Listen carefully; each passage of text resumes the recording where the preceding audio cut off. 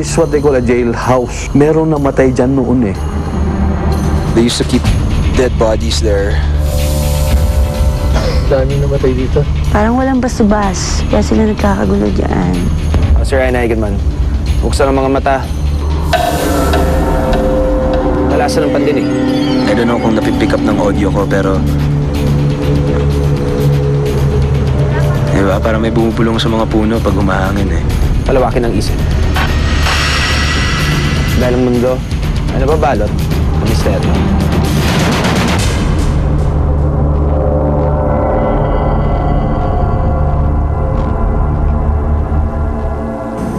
Isa sa mga pinakasikat na attraction dito sa Baguio City, ang Camp John Hay.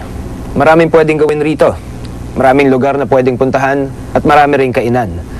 Pero alam niyo ba na ang dating playground ng mga Amerikanong sundalo at paboritong pasyalan ng mga turista ngayon ay haunting ground din umano ng mga espiritu?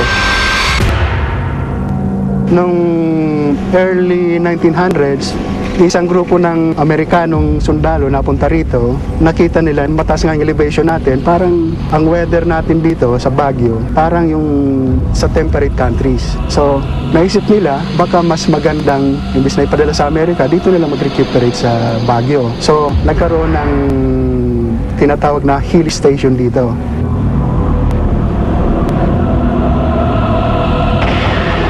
Dating kampo ng mga Amerikanong sundalo ang Camp John Hay. At dahil mahigit 100 taon na ang kampong ito, marami ring mga alaala at mga kwentong naiwan. At ngayon, nararamdaman ng mga nagtatrabaho dito sa kampo.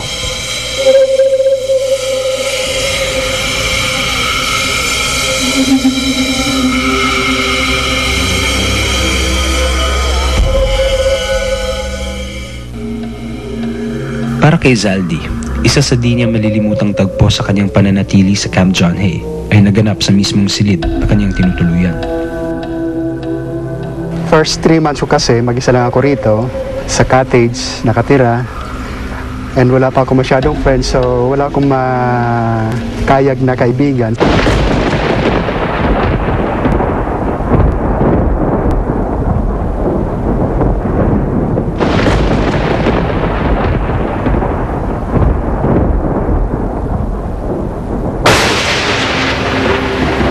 Yung tinitirahan ko, old house, old cottage, 2 kwarto yon, 4 yung kama. Pipili ka ng isang kama muna. I'll try to sleep. Pero after a while, mararamdaman mo may sumisita sa'yo. Minsan tinatapik yung paa mo or yunuyug ka. Kung minsan, I try to sleep through it, kaya lang parang binabangungot ka eh.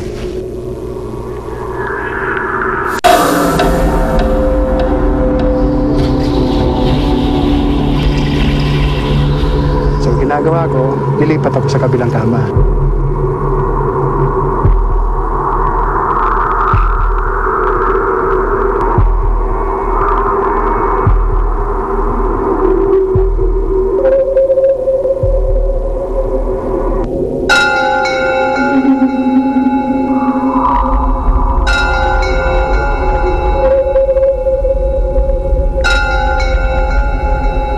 When I ask doon sa mga datihan dito, I found out na yun pala, may mga natutulog dati, baka naistorbo ko sila, nauna sila sa akin, so pinapalis nila ako. Sadyang naging mahirap daw ang makipag-unahan ng pagtulog sa mga multo sa kanyang silid. Wala akong magawa, nahiya ako eh. Kasi sa tanda kong to, parang matatakotin pa ako. Tinitiis ko, ginagawa ko nga, lumilipat ako. Fortunately naman, pag mukhang bakante yung area na yon, hinahayaan niya ako matulog doon magdamag na. So yan ang naging technique ko for about 3 months. Maging ang dating tour guide sa Gulf area na sa kasalukuyan ay chief firefighter sa Camp John Hay, ay mayroon ding nakakakilabot na karanasan sa dating playground ng mga Amerikanong sundalo.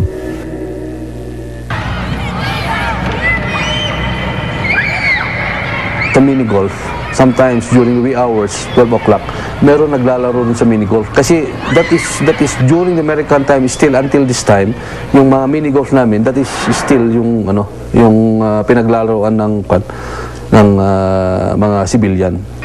Dahil sa dalas ng mga pangyayaring iyon, ang takot na nararamdaman ay nagiging normal na lamang para sa kanila. Sometimes, hayaan nyo na lang para parang bang gusto nila naglalaro sila Sa dating kulungan naman daw, madalas magparamdam di umano ang mga dating preso dito.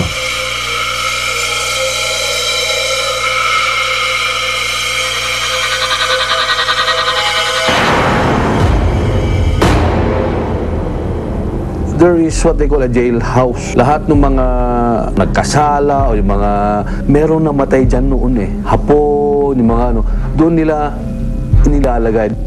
Ang bakanting lote na ito sa dating laundry area sa loob ng Camp John Hay ay may kwento rin ng mga di maipaliwanag na pangyayari. Bago pa man raw ito maging laundry area, ito raw ay nagsilbing lagakan ng mga namamatay na sundalo noong unang panahon. I think naging mortuary nga yan noon So, being mortuary, talagang expectedly, maraming mga kaluluwang naliligaw dyan. Yung doon yung kumaway. Maging ang dating laundry attendant dito sa Camp John Hay na si Mary Grace Palunan ay di rin nakaligtas sa pagpaparamdam ng mga kaluluwang namamasyal dito. Dito kasi bintana rin dito Bintana rin dati dito.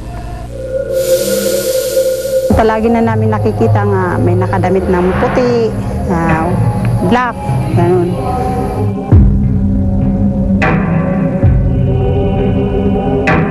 Tapos doon na rin sa akin lahat ng nangyari nga nagpakita yung white lady nga babae nga tinatawag niya ako. May swimming pool kasi ng tabi nyo yun, kaya meron daw nalunod na bata doon, baka yun ang nagpaparamdam.